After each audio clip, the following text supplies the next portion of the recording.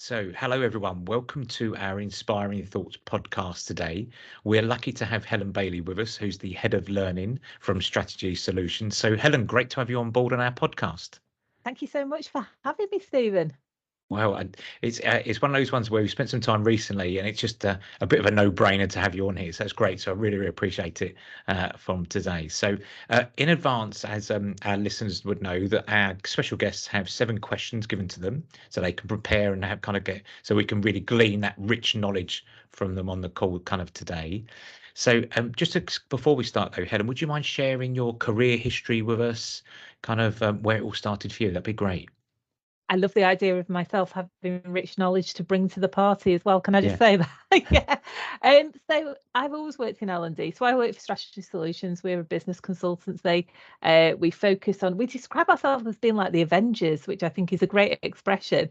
But what it means is we're kind of experts in what we do, and we bring that to help businesses from small all the way to worldwide. And my background is learning development. I've always worked in L&D, apart from a small stint as a checkout manager for Tesco a very long time ago.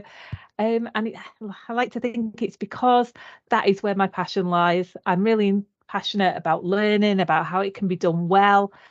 I've had my own business for 14 years. And I've done a lot of interim work. So I've kind of dotted around in a lot of industries. So education, healthcare, distribution. I think it's probably easier to talk about the ones I've not worked in.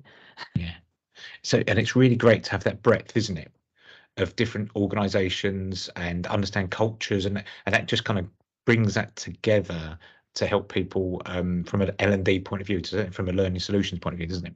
I think so. And as well, I've been fortunate enough to do a lot of interim work. And I think when you do a lot of interim work, you get to do a lot of things that you wouldn't normally get to do, particularly as a learning development person. So during the pandemic, for example, I worked in communications because where I was working, there was no L&D, particularly at the beginning, when we went into that first lockdown. So I have a bit of a background in communications. I can build SharePoint sites. I can write employee engagement surveys. I think those are things that if I'd have been in a traditional L&D role, I wouldn't have always had the opportunity to do those things. So, yeah, a few strings to my bow. Yeah, really good, and it's great to have you today. So I really appreciate it. So let's dive into the questions, Okay. and let's see how we go from there. So when you were kind of growing up, or in your career, or kind of in your life, who kind of inspired you as an authentic leader, or from that perspective? And are you going to use an Avenger to come I into am kind not of? going to use an Avenger. You see, the truth is I don't know the Avengers well enough to pick one, if I'm Right. really honest. Yeah. But I'm going to pick 2, if that's okay. And these are probably 2 people never knowingly in the same room. Both from Manchester, or both very strongly associated with Manchester, because that's very close to my heart. So one is Sir Alex Ferguson. It's Yeah. not a secret to anybody who knows me. I'm a Man United fan. And one of the things for me about Sir Alex, he was definitely ambitious. He was very bold and courageous from the very first. So he kind of said, we want to not live Liverpool off their perch. And I thought that was quite ambitious at a time where the football club was. He was all about evolution, not revolution. So you kind of got this sort of gradual change of the teams as he was going along. And my favourite thing was that the way the team played, and any Man United players, and reflecting on this, particularly today after last night, his teams played with a particular amount of flair. So there was a lot of style that went with it. And I really enjoyed that. So if that's one, my other one is Emmeline Pankhurst. Oh wow. Yeah, so it's a pretty diverse range. Yes. Yeah, they Yeah. weren't in the Avengers together, were they? And I think what I admire about Emmeline Pankhurst, many years ago when I was at university, I did my dissertation on women in the 1890s, on the basis that there's a book, it's called The Weaker Vessel by Antonia Fraser, and at the beginning she talks about. She went to a history conference, and she was writing a book. She said, "I'm writing a book about women in the 1500s," and the historian said to her, "There weren't any women in the 1500s." And actually, there was a ruck of women in the 1500s Yeah. doing amazing stuff. Um, so I think that kind of led me to Emmeline Pankhurst. But, there's a few things I really love about her that kind of really resonate with me, probably now more in my career. So, the thing about deeds, not words. I'm very much about, and I remember saying to the CEO of strategy when I first started, Wendy, I won't talk to you about what I can do. I'm going to show you what I can do. I'm definitely more about the action. I think also this idea of, let's incite this meeting to rebellion. I mean, that sounds a bit radical, doesn't it? I've got a T-shirt with it on, which I very rarely wear for work. I'll be really honest. But I think it's the idea of let's be bold, and I think that's kind of a reflection on how I've talked about Sir Alex as well. Let's be bold. If it doesn't work, what do? We can do something else. So let's be a little bit disruptive. And I think my other thing about Emmeline is I often reflect is how would she feel about where women are now? Yeah. All this time later, and yet, I'm working on a lot of things which are about supporting women in the workplace at the moment, and how many women get their ideas appropriated by men, all those kind of things. And I wonder how she would feel about that now. And yet to have that vision that women get the vote and be able to talk about equal pay and all the rest of it in that moment, and knowing that she probably wouldn't see that out. Yeah. I mean, that's pretty brave, isn't it? Yeah. And to dovetail on the back of that about being brave and bold, from those two people you've mentioned, was a real characteristic in their trait, wasn't it? Of their time. So two different times, but very absolutely. brave, very bold. I don't know as much about Emily Pankhurst as you would know, but I know more about Sir Alex Ferguson, and I always remember that he was one game away, I think it was Oxford, from being sacked, and he was really bold about from that point of view. But he had that self-belief, didn't he? And also Emily Pankhurst about the self-belief, even though what was going on at that time about self-belief, we can do this and being proactive. They both got those real traits in, haven't they? I think there is something there, about. And I think it's also, if I could give that to everybody, if I could wrap that up in a box and give people confidence or self-belief, and I think, they're very much the same street, then I would. Because it's, we have an expression at strategy, which should be more dog. Yeah. And it's that kind of, we ask people, and if they say no, we're okay with it. Yeah. But quite often people don't do that. And we shouldn't be afraid to say we're really good at something. Yeah. Because if we are, we are. Yeah. And if we've got the facts to back that up, I'm sure Sir Alex doesn't sit at home and says to his grandchildren, I was a bit of a football manager. I'm pretty sure he doesn't say that. I'm pretty much that I am the most successful British manager ever. Yeah. And although I don't lay claim to that, I don't have, I'm not the best L&D person ever in the world. Yeah. But I'm sure you will be one day, Helen. I'm sure you will be, with all trophies behind you. I'm disappointed that you don't think I am now, Stephen, if I'm really honest. I have to be careful of our audience, Helen. I have no favourites. Right, I have to be careful. Fair enough. I have to be careful. I take that. Yeah. So how would you describe your leadership style? So what would you say is your style in leadership? Somebody once described me as being like the late Queen Mother. So take that as you will. Yeah. And I'll kind of elaborate on that a little bit. So what they meant was that she was sometimes described as being like an iron fist in a velvet glove. Yeah. So there was kind of a combination of things. You certainly, the way it was described was you certainly knew that there were things that had to be done, but the way it was done was and described. And I think that's quite important to me. And I think as I've got further on in my career, I think inclusion's become really important to me. Yeah. Particularly the fuzzy edges of inclusion, which I think we're going to come on to with it shortly. And I think for me, I'm really interested in what other people think. And because of that, I'm more interested in the conversation about how we do things. Yeah. I've got ideas and sometimes I've got too many ideas. I'm quite happy to say, we can do that. It'll be amazing. And somebody needs to say, actually, Helen, you need to kind of walk it back a bit. So I think that's, for me, I'm really interested in that. I'm okay with people being different. I'm okay with people who have different approaches because I'm a bit weird and wonderful. Yeah. So I think, people being themselves. I think I'm also quite curious in terms of I ask a lot of questions. I really need to understand things. I understand that can be a little bit annoying as well because I keep going, so why are we doing that? What's that? What's all Yeah. that about? Um, and I think, and this probably goes back to the choice of the people who inspired me, but there is almost a go big or go home attitude. Yeah. Yeah. Let's do it. Let's be brilliant. Why Yeah. not? And that would echo with me because I've got this bit of it's probably a bit spiritual, but I believe we were on this planet once. Mm, We may as well enjoy it and go for it and give it with best absolutely. gusto and see what happens, rather than get to kind of towards the end of our lives and go, oh, I wish I'd have done that, and I wish I'd done this, and I could have done that. And so in my life, I want to have no regrets. Yeah, yeah, yeah. That's how I look at it. And I've never had anyone describe as the Queen Mother before. So you're definitely first there, Helen, on that position. But it's really, if you kind of go firm but fair, but from that perspective.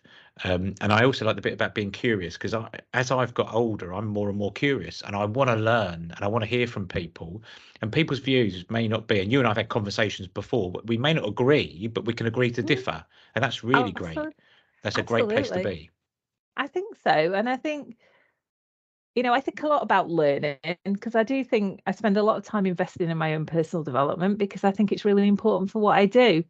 Because I Yeah. think it's really important that when I'm stood up in a room or I'm sat doing a session virtually, that I can bring the latest thinking into Yeah. it. It's not just about, this week I was running an aspirational women program and I was talking about an article I just read in the Harvard Business Review. And I just think, that role models that for Yeah. everyone else. But I think it also makes what you're talking about, it makes it fresh. Yes. Because, I think I have to be enthusiastic, so everybody else is. Yeah. And I think that bit there about so like keeping it fresh, I say the word keeping it current, so then Hmm. people can relate that actually you as a learning professional wants to keep getting better, keep developing, etc. And also just to share, which is one of the great things about leadership, sharing visions and stories so people can really relate to, rather than just always theories, if that makes sense. Or I have a bit of a thing about this. I think I know we've talked about this before, haven't we? That you Yeah. and I probably know more full box models than Yeah. Yeah. we can shake a stick at, and that's great, isn't it? But Yeah. I'm really interested in what that does. What does that mean practically for people? I really want people to go away with some practical tools that they can actually use. Yeah. That's what's important to me. So, great, we have situational leadership. Let's use that as an example. Okay, what does that mean for you then? What does your team look like? Are you using the right style? Whatever it is. Yeah. Um, let's talk about those practical things. Yes. That makes me Yeah. very happy when we do that. Yeah. And I know you and I got excited before talking about it, about we like people to go away and practice and do things Yes. with rather than I've learned a load of theories today and I go, what do I do with it? It's actually right. We can take this. How can you put it into your daily work and Mhm. come alive? And I know you and I get a real buzz when they get that light bulb moment. Come on, that gives us a real joy, doesn't it? I think so. And Erin, who works at Strategies, our head of marketing, she posted something this week actually about a session that we'd run internally, and she kind of said, "Oh, I had a real light bulb moment," and that kind of just makes me feel all warm and fuzzy inside. And I don't Yeah. mean that glibly, but genuinely that people have taken that away and they've been able to use it. That's amazing for me. Yeah. Yeah, and the thing is, it's good to feel warm inside. I think that's a really nice thing, isn't it? And I think sometimes people, when you're doing a training course, and it can be quite lonely as a trainer or a kind of facilitator, but then when you get that bit of feedback, you go, yeah, it's really worthwhile doing, and I'm so pleased people have enjoyed it and taken a lot from it, isn't it? I think so. And I think I often say at the end, so I'll be delivering a session and then I'll kind of go upstairs at strategy and they'll say, "How did it go?" And I say, "I don't really know."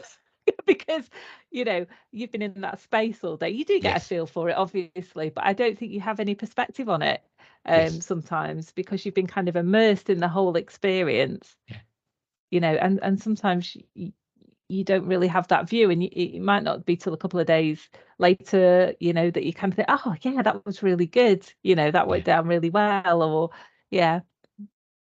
So the next question to go through on our authentic leadership, Helen and I have chatted through before, and I suppose this is probably, I think, a good question to just talk through or to help educate people a bit more. Because if we took over recent years, we've had people being more educated in kind of the mental health arena and well-being, etc. We hear a lot more about kind of menopause. We hear more about inclusivity. We hear more, but in recent terms, and even like with me, when someone said to me about neurodiversity, I was like, oh, what do I do with this now? So I just thought when you and I had a chat through about, I hear people using the word neurodiverse. I'm not sure they know what it means or that. So I thought it would be great today just to get your view on what is neurodiversity. This has been one of my sort of passions, and we've just been talking about learning. So what happens to me quite often, and just to give it some context, is I'll kind of read something and it will spark my interest, and therefore I will then do a load of more research, and then I have to blog and get it all out of my head. And neurodiversity is one of those. I read a book, which is Neurodiversity at Work, which is by, I'm going to get this wrong, so apologies before we start. It's Amanda Kirby and Theo Smith, I think. But yeah, Neurodiversity at Work. And it just really intrigued me. And particularly in the intention, we have a retention crisis in the UK. 61% of people who are in a job right now will not be in that job next year. And we have a retention crisis. And then we have 30 to 40% of people who are neurodivergent are unemployed. And so it seems to me that there is a whole group of people we could be utilising. And that kind of started me on the path. And I know I'm not answering your question, so I'm going to come to that now. So when we talk about neurodiversity, it is to do with those indicators which are around the brain and things to do with like sociability, learning. And if you're talking about dyspraxia, it's that to do with, our physical function that are outside of what is seen as the societal norm. That's probably the best way to describe it. And we can chat about what's normal anyway. I mean, that's a whole other thing, isn't it? But that's really what neurodiversity is all about. And if we think about that, 1 in 7 people in the UK is neurodiverse. So there is an element where actually, if you go around and look at your teams, there's going to be somebody in there who's neurodiverse who probably hasn't disclosed because they don't feel comfortable to disclose. And I think there's probably a whole thing about the organisational systems and structures that we have in place that doesn't make it easy for people to disclose. And one of my other favourite stats, when I'm talking about inclusion, which I spend a lot of my life talking about inclusion, but is that people find conversations about things that are different hard. And because they're hard, we stay away from it. And just to kind of finish up, really, if we're talking about neurodiversity, that that tends to be around things like autism, dyspraxia, dyscalculia, all those ADHD, and there's loads that I could list, but those are the ones probably we're most familiar with, and how people exhibit those in themselves. And just to think about language as well, neurodiversity tends to apply to a group, neurodivergent tends to apply to an individual. And I think, the other one that we use is neurotypical, which is somebody who is more seen to be in societal norms. And they're scary facts, aren't they? About nearly a third of, let me get my neurodivergent colleagues. Neurodiverse, because it's a group. Neurodiverse group that are not in work or that, and also from a learning aspect, isn't it, as well, that the conventional, and the thing is now, what is normal? I don't know. There is no normal. It's just about actually how do we be inclusive and help people and work together from that aspect. Would that make sense? It does, absolutely. And I think what the really interesting thing is that if you do things to support people who are neurodiverse, you actually support the workforce as a whole. So why wouldn't you do it? And yet we are so, I don't know. I think organisations, there are some really good organisations. There are some medium, there's some not so great. But it seems that some of the things like interviews, they're really, interviews are fundamentally tend to be the same. Yeah. And yet that can be quite challenging for somebody who's neurodiverse. I think one of my stats is 53% of organisations have not adapted their recruitment processes for people who are neurodivergent. Wow. So, And they're already set up to fail, if that makes sense. Yeah. And if people see that, I think people are very good at getting a handle on what the norm is in the organisation. I think you can certainly see that in an interview. Then that makes people even more unlikely to disclose. Yes. Yeah. Yeah. And that's the bit then of conforming or imposter syndrome, that kind of moving into that kind of part of, well, if that's the norm, I won't share kind of what kind of I'm going through, all my learning or my style, etc. And I always remember, which is before kind of neurodiversity words, etc., kind of came to light as in more the forefront. And I always remember a stat that many, many years ago, that the average reading age of an adult in the UK is as equivalent as an 11-year-old. Yeah. But most people write documents or processes, procedures, etc., to a high level, which people just don't understand, can't relate to. So it's just about how people are alienated, isn't it? Yeah, it's about excluding people from an organisation. And I listened to a podcast a few weeks ago, which is the What If podcast from the CIPD, and it was what if everybody brought their authentic selves to work? And there was a really interesting comment in there about just conform enough. And I've been thinking about that quite hard. What does that mean? And how much do I have to conform? As somebody who comes from the weird and wonderful tribe, not from a neurodiversity perspective, I'm just a little bit quirky. Let's go for that. Yeah. The word, Yeah. just do enough to conform. Is that just do enough to get by? And then we start to think about the emotional energy that kind of takes up from people. When we talk Yeah. about masking and people can't do their best work if they're masking. Yeah. Because they don't have enough energy left to do their best work. They can probably do just enough. Yeah. Yeah. And kind of moving on from that point of, so how would we support, so as a leader, or how could we support kind of colleagues that are neurodiverse? How could we help from that aspect? What could leaders do to make things better, Helen, or support colleagues better? I have a great slide when I talk about this, and the heading is, a colleague tells you they're neurodivergent. Things to do, things not to do. Yeah. So much of it is individual specific. And I think what we do quite often is, oh, that person's got autism, therefore we need to do this, this, and this. And so much of this is about having a conversation with the person and about the way you have that conversation with the person. So I think let's not stereotype people. Yes, good. That's the first thing. Let's have a conversation. And also, if somebody tells you they're neurodivergent, let's thank them for sharing that, because that probably took a lot of courage to come to that conversation with you.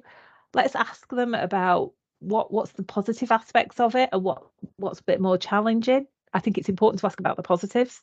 There is certainly a lot of research that talks about, people with autism have high attention to detail, for example, and they are being actively recruited by engineering firms and air traffic control, because obviously all those things require a high level of detail. And I think too often we talk about, oh, the challenges of that, or they need a quiet space, or we can't, we can't have all these group meetings, and we can't do all those lovely icebreakers because people feel uncomfortable with it. Let's talk about all the positive stuff. There's a great argument that people who have diverse colleagues in their team, they get better ideas.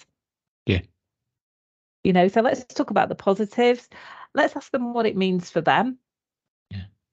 Let's ask them what would help. And let's think about what we can do. And there are loads of things that are really sort of, easy, quick wins that we can do.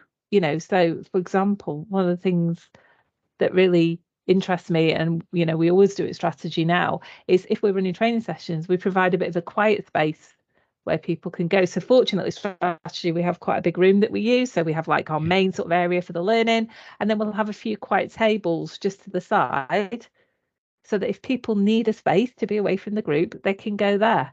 Yeah. And they can still be part of it, because I think, those things can be overwhelming. It's things like, we use Menti a lot as strategy. I think it's a great thing for psychological safety anyway, because I think people can just tell you what they feel without having to say, oh, I think this. Yeah. But I think also it enables people time to think about their responses. So it doesn't have to be an instant, in that moment. It's things about, giving people boxes to keep their desks tidy. If somebody's got ADHD, for example, being mindful of the fact that their mind is quite busy. So they probably like a few things to be going on at once rather than one project. Yeah. But it's all about the conversation for me. Have that conversation, but having a really positive and supportive way. And I think that's my other thing I want to give everybody in a box, Stephen. Number one is confidence. Number two is always about, and we've just been talking about this, leaning into those conversations. Yeah. Have those conversations. It's not as bad as you think it's going to be, I promise. Yeah. And I really like the couple of bits there about, first of all, let's not stereotype. There's broad spectrums of, if you took ADHD, dyspraxia, etc. It's not just one size fits all. You go, yeah, you've got ADHD. Job done. That fits. This will fit for you and cure you. But it's one of those ones that I kind of learned many times over the years, that even if you don't understand the topic, ask the person, how's it affect them, what's the positives, as you said. And I love that bit there about the positives, because everyone always jumps and thinks, oh no, what have I got to do to accommodate the colleague, rather than actually they've got some wonderful skills that are so enhancing, to go, what's the positives to it. And I think that I'm just a great believer of, if you can create a safe space and you've built up that emotional bank account, I think Stephen Covey about emotional bank account, but actually give that space where you can have a chat and the colleague feels, I can talk about it. I feel that actually it's not going to be held against me, and those kind of things. Then you'll come up with a really good, sensible solution. And sometimes it could be the smallest things that make the biggest difference. But rather than, and I would just say, like today, don't jump in and assume that's what people need. Have a chat, and you'll be amazed actually what people need to function, work well, bring some really good stuff to work. Would that make all sense?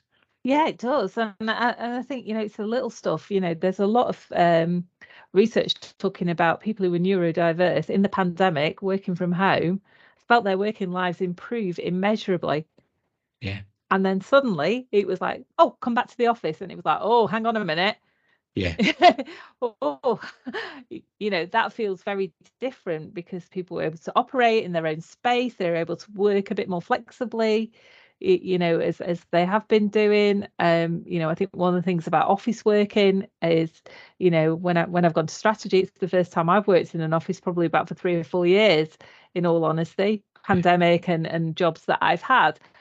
And it's remembering all those social cues again. Like if I don't just go make a cup of tea for myself, I need to remember to go make a cup of tea. And let's name check them. So Rob, Jane, and Emily, who sit with me on my particular, set of tables. But remembering to do all that stuff as well. That's quite an important thing. And sometimes, for people who are neurodiverse, it's not as easy to pick up on that stuff. Yes. Or trying to judge the cues. And I think another thing that we need to do in onboarding somebody who's neurodiverse is, let's be really explicit about, this is where we go for lunch, this is how you get lunch, this is how long you get. All those kind of things, are really important, so that people know the expectation of what's going to happen. Yeah. And also, I think on that, Helen, that's just good workplace etiquette, isn't it?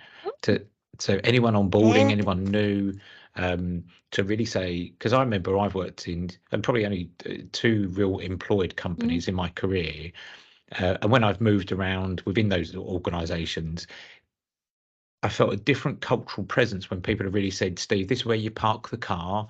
This is where, we go and get lunch. This is where tea, coffee is. These are where the toilets are. They're Absolutely. really kind of explicit. You go, that's great, because they were the ones in my mind as hygiene factors were worrying me or niggling Yeah, me. absolutely. Whereas then you get the other kind of bits of people, you go and join, and then there's a book given to you, and you kind of got to learn this, and you just think, hang on a minute, it doesn't take to good etiquette to help or show, doesn't it? From that I think aspect. just the little things, and as I said, that's a great example of things that help everybody, not just people who are neurodiverse. Yeah, I've had jobs where before I've started, I've gone for lunch with the team, yeah, and that was great because that way I already knew them. So before I started at strategy, outside of the interview process, we have a lot of strategy days, which is where we kind of have a speaker, and I'd yeah, already met most of the team because I'd been to a strategy day and kind of chatted yeah, with most of them, so that when I started on my first day, it felt quite comfortable. yes, It was kind of, oh, hi, Emily, hi, and yeah, all the rest of it. yeah, Emily will love the fact that I've name checked her twice now. yeah. Well, I was going to say that there's a commission there for Emily. I think she'll be writing to me saying, Steve, what commission rights do I get on this? Oh dear. But yeah, it's just about the comfort factor. And I think people underestimate how hard it is to be new. Yeah, yeah, Speaking as somebody who's had a lot of interim jobs, I've been new probably more than most, and I've had some really good experiences, and I've certainly had some experiences where I've thought, okay, you know, yeah. And it was even to share with you something. Yesterday, I was at yeah, a network meeting. I was mm, asked to go along to, and I was a bit reluctant. I thought, oh, that's not really my thing. But do you know what? I'm going to go. I've been asked to go along. And do you know what started off though was the email from the colleague before who was organising it, just to say, Steve, we really welcome you. And it was really personal. It wasn't a generic kind of just push a button email. And then they gave me a courtesy call the day before. Really looking forward to you getting in. Do you know how to get here? Do you know where to park, etc.? When I got there yesterday, straight away, there's a few people in the room. Straight over to me, hello, Steve. Really good. yeah, And yeah. it just makes you feel like, this is quite a nice place to Oh, be. oh, it feels okay. Somebody's taught, yeah, yeah. Yeah, And I think, when we do events and strategy, we work really hard at kind of having somebody on the door. We yeah, make sure there's enough parking at the front of the offices. And, when people come in, I think it's part of the experience is probably the word I'm going to use there. But I yes, think it's really important that we kind of, I usually say, I'm Helen, I'm the one who's been annoying you and emailing you all the time, yeah, and just so it feels, that a friendly environment, and yes, then we've got all our lovely sofas that people can just curl up on, and yeah, there we go. It's kind of feels like a good environment. yeah. But it also, I think, before we started today as well, we were talking about experience, Mm, and I think in the authentic leadership, in the yeah, learning environment, anything we do, the experience is absolutely wonderful. Because I read a really good article the other day about it's easier to be, from a human perspective, to be negative because of how our brains connect, and yeah, actually we can remember things negative, and we're quite happy to talk about it. That's why we dwell on negativity rather than positivity. So it is hard work to be positive, but if we can make people have a great experience, the positivity is going to grow from that aspect as well. So I just thought for me, it tied in quite nicely about giving that great experience to people that will create the positivity. I think so. And I think one of the things from a learning point of view that I hang my hat on is accelerated learning principles of David Meyer. And one of the ones that sits in there is positive emotions aid learning. And I think I come back to that again. And I know we're going slightly off topic, but if I could just share this story. Yes, right, yeah, Yeah, I was once delivering a coaching workshop, and this doesn't sound positive to start off with, just to be clear. And I fainted only for about 2 minutes, not anything dramatic. yeah, And I'd got to the O in the grow model. That's really yeah, important. And I fainted, and the only reason that they knew I'd fainted because I'd stopped talking. That was the main yeah, thing that they'd realised. But the really interesting thing about that was we spent a lot of time kind of laughing about it afterwards because I was yeah, okay. I'd still managed to keep my tea upright as well, which was quite yeah, interesting. But that was the workshop they always remembered. And if I said to any of that group, "What's the grow model?" they knew it, yeah, because that kind of it was an anchor for them. They yeah, were, oh, that's the one where you fainted, wasn't it? And that kind of yeah, brought it out. And it was a positive experience. I also fell into a Christmas tree once, but that's a whole other story. We'll have that on the next podcast, which is the version 2.0 coming up with Helen. Yeah. We'll have that one. Nobody needs to hear that story more than once. Yeah, that's for a separate channel. We'll have that one. So just you and I touched once before. We had a really good chat, and we were talking about being happier or happiness in the workplace. So a question I've got about there is like, how can leaders support colleagues to be happier, or is happiness good in the workplace? Or so it's probably I'll hand over to you, because we had a good debate around it, good chat. So I'll hand over to you on this about happiness. That anybody who knows me at this point is going, oh, please don't ask about that. Yeah. So I think, where's my position on this? I'm going to start by saying later on this year, I'm doing a bit of a talk, which is called, Is Happiness Overrated at Work? And I don't think happiness is a bad thing. I really want to get that out there. But what I do think is a concern, I think, is the obsession with happiness and people being happy all the time.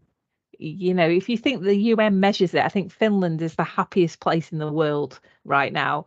And I'm not so sure that people are happy all the time. You know, I live in Stoke, so obviously I'm going to talk about Robbie Williams just for a very short second. And in one of his songs, he talks about you have to get high before you taste the lows. And, you know, if you are happy all the time, doesn't that just become the norm? And therefore you're not happy? So that's my first kind of thing with it. You know, what is, and also, is happiness quite a fleeting emotion anyway? You know, I would say I get happy when Man United win. I get happy when I eat a bag of kettle crisps. You know, doesn't last that long, if I'm really honest. Yeah. And maybe it's not about happiness; it's about contentment. Yeah. And how can you build lasting contentment? And then my other thing around happiness is, I think we're really comfortable with people being happy at work because that's easy to deal with. Yeah. I think we're less comfortable with people being upset, angry, just a little bit different to the norm. You know, I could walk into any organization tomorrow and say, do you know what? I could deliver you a session on how to have a difficult conversation, and they'd bite my hand off. Yeah. Because those are the ones we feel less comfortable with. But actually, people experience a whole range of emotions at work. And because I feel big on the shout outs today, I'm going to give a shout out to Phil Wilcox, who runs the Emotion at Work consultancy. And he has a great video, which is If I Should Have a Workplace. And it talks about being able to express that range of emotions at work and that being okay. Yeah. Yeah. And sorry, go on. No. I was just going to say, and that's my thing with happiness. I think, yes, absolutely. People who are happier at work are more engaged. They're more likely to demonstrate, forgotten the word now, but that extra effort, discretionary effort. There we go. And I get that. But then I also think people need to be themselves as well. And they need to bring, you know, we talk about now so often about bringing your whole self to work. Yeah. But doesn't happiness contradict that? Because if my whole self is not happy all the time. Yeah. And that isn't my idea, by the way. I need to credit Mark Brackett, who talks about that. Yeah. But it goes back to, though, I think on there, Helen, about contentment in the workplace, and even the work that we do. That people say, oh, we work in a really happy workplace, and that's not life. That's I've never come across, and adults disagree on everything every day. That's just called constructive conflict. That happens. Yeah. So, for example, it could be, Helen, and I'm looking at your background and I go, well, that's a lovely shade of yellow in the background. You may go, well, actually, I think it's a mustard, Steve. We're in a disagreement. That's conflict, but that's just human nature. So I think the bit there we tried to get, and I remember many, many years ago in an organisation that we had, one of my leaders I worked for said, right, we need to have more happiness. We need to have more fun. So I'm going to allocate someone head of fun. And it was so contrived and painful that actually it made people less happy and kind of had a negative effect or contradictory effect to it. So I get where you come from more now around actually about contentment of work, about bringing the best person or version to themselves. And if people aren't happy, as in not bringing their best version of themselves or to work, or that's where we lean in and have those difficult conversations and talk to them and ask them what's going on in their lives, etc. One thing that I always say on the kind of the podcast, that leaders take the paycheck to be a leader. That's not just all for the good times. It's for the bad times. That's for you being a people leader, and the bad times, and really expressing and leaning into kind of colleagues. So I think for us, for the leaders out there, of yes, it's the good times, you take the paycheck, you get all that success, but actually majority of the time it's about looking after and picking up those emotional kind of points with colleagues as well. So you can see that's my Braveheart speech then. Yes, I was on one there's then. Going to be a wobbly sword moment now. Yeah, I was literally I was going to get my kilt out. I was really going for it then. Oh, okay. Yeah. I just wanted to pick up, if I could, on enforced fun. Yeah. I think if you've got to call it fun, it probably isn't. Yes, I think certainly. I always used to talk about. I've been talking about somebody this morning, actually, team building. So sometimes when I was self-employed, particularly, people used to phone me up and say, "Oh, you do some team building?" And I said, "What do you want to get out of it?" And they'd say, "Oh, we want to have a nice time." And I say, "Well, go bowling, go for a meal. Yeah. You don't need me for Yeah. that."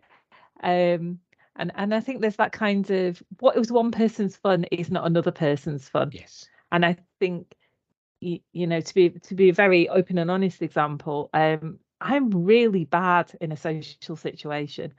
I often describe myself as extroverted for pay, which I kind of nicked off Twitter. I think it's Adam Carpier who came up with it first.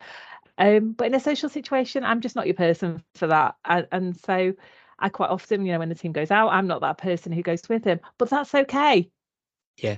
And it's not a thing, and I think that's really important. Because otherwise I often describe, there was a song in the, this is going to date me, probably 80s, I think. There was a song by Jonah Louie, which was, "You would always find me in the kitchen at parties." Yeah. I wouldn't actually be in the kitchen. I'd be under the table in the kitchen. Yeah. That's how I would describe myself. Well, I remember going back in my career that because you replicate the people that have gone before you. And so I worked predominantly in the banking industry. And it was one of those ones of, right, we once a month we have a team meeting. People will go out for drinks, social. It will be that. And I remember, quite often coming home late at night. It could be, and with my wife or partner, and saying, "Did you enjoy it?" Not really. I stayed because I felt as though I had to stay. And then I replicate it. So there's things that I've got wrong over in my career, totally say it. And then as later on, I thought I don't want to be out socialising. So towards my end of my career in the banking world, I thought I don't want to be that. But then it started to get frowned upon of, well, you're antisocial, you don't want to be part of the team and all this kind of stuff. And I thought, well, I do want to be part of the team, but I don't want to stay out drinking late at night. That's not for me. I've got other things in my life and things I want to do. So we just have to be respectful that everybody's got a different life outside and how people convert. And not to be funny, I like going to bed at 9 o'clock, so I can't stay out too late. Me too, if I'm really on it. Me too, if I'm really on it. I mean, it's a bit of a stretch sometimes. When if stayed up till 9:30. But I think, when we talk about fun, let's think about a range of things we can do. It's not always about the drinking or the bowling, or my husband went on a team build, which is about throwing axes, which I think had a potential to lots of things to go wrong there. Let's think about a range of things we can do, and it's not always about the slides and the trampolines and the all that kind of thing.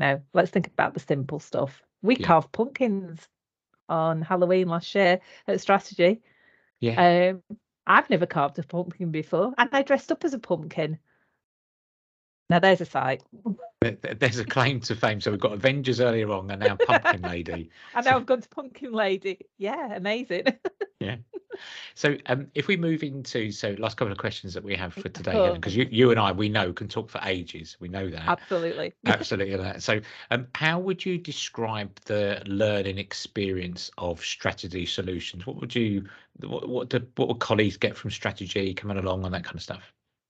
We have an acronym that we use, which is reality. We talk about something called reality learning, and that all stands for things. So it's relevant, exciting, achievable, lived, interesting, transforming, and yields value. But the things that people should expect, and I sometimes use express and expect the unexpected, and I don't mean that in a scary way. It's a very safe environment. It's a very interactive environment.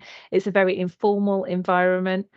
I think people should expect to have an interactive discussion. They should expect to be doing a lot of things. They might expect a bit of pass the parcel, because I do love a spot of pass the parcel in learning development. It's one of my things.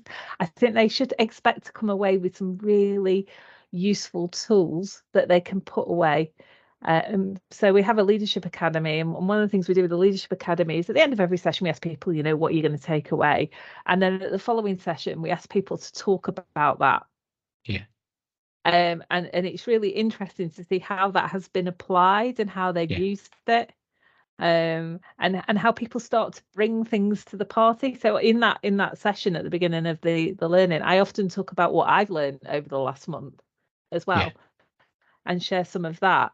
So I think people should expect it to be informal. They should expect it to be very engaging, and they should come away with some real practical terms. And the yielding value is really important to me, because for me, the idea of L&D being pink and fluffy, that makes me quite cross.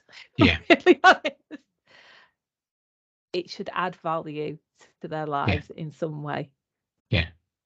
It has to, because otherwise, why have we done it? Yeah, and I love that bit there, that when I work with people and that, it's not just about the course, it's about life skills.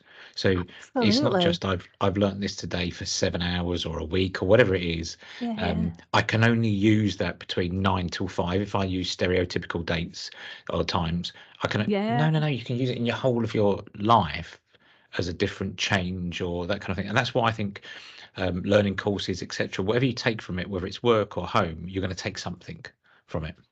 I think so. And I think, coaching is a great example of something which is a life skill.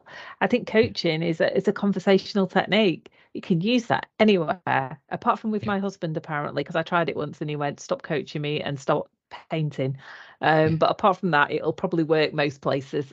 Yeah, I think we've all been there where we've learned stuff and then go back to our partners, or I go back to my wife and she says to me, Steve, what you're trying a new thing out on me. And I go, damn, you've caught me out again. So really, really good. So a lot of people ask, and I get people that say about self-development. So what are you working on for Helen for 2023? What's your personal development or goals, etc., for 2023? So I think there are a couple of things that I'm interested in. My first goal is to make the L&D strategy the best it can be. And I think we're on a journey with that in terms of, how we develop that and move that forward. And I'm always kind of looking at things that can help me from a professional point of view. So I do go to a lot of things, and sometimes it's just the little things that make me think. I think the other thing that I'm working on quite a lot, I'm doing a lot more speaking outside of my day job, if you like, at strategy. So this being part of it almost as well. And the thing that's really interesting me at the moment is Gen Z. Yeah. And the reason Gen Z, because I seem to have had or been in a room a lot recently where there've been a lot of discussions about Gen Z and Gen Z not necessarily, and the way they approach things. And it feels to me that there's probably an ingrained stereotype going on there. Yes. There's a lot of chat about, being quite lazy, and I'm not sure that's true. And I think I almost want to debunk the myth. So I think that's probably a topic I'm going to go after this year and kind of explore a bit more, because I think it feels to me, and it's probably part of the inclusion debate for me, it feels to me that we're too quick to rush to those things. Yes. And actually, I'm not sure that's true. That's certainly not my experience of Gen Z. But people kind of hone in on that and just it's kind of trotted out a bit too easily for me. Yeah, and it's labelled too quickly, and from that aspect as well. So some really good development there. And I also know that you're very curious and constantly learning and wanting kind of to develop yourself, which is great. And I think that's a real good bit about you as a person, Helen, about constantly wanting to learn, get better, share your vision, share your stories with colleagues. And then I think that brings people in to want to work or come to your courses and because that's what they're going to get, is someone that's really passionate and wants to do well from that aspect. So hopefully I haven't made you go red or blush there. From Well, getting nobody will be able overwhelmed. to see it anyway. It'll be fine. Yeah, for that aspect. And then the last bit, which is not a question, but how can people connect with you, Helen, and how can they kind of get in touch with you, anything like that? How can they get hold of you? Well, they can find me at Strategy. So it's Helen at strategysolutions.co.uk. You can find me on LinkedIn. Just be careful. There's a lot of Helen Baileys. I'm the one that's got a lot of posts usually. And it's Strategy with an I. That's the other thing I have to say. You can find me on Instagram now at H Louise Bailey, but I'm still learning Instagram, so bear with me. And if you wanted to find me on Twitter, it's also H Louise Bailey. But there's a lot of Man United stuff on there, so I'll just warn you about that in advance. Yeah. But I love people coming to talk to me. I love to have a chat, as you know, Stephen. I'm always up for a coffee and a chat, so please get in touch.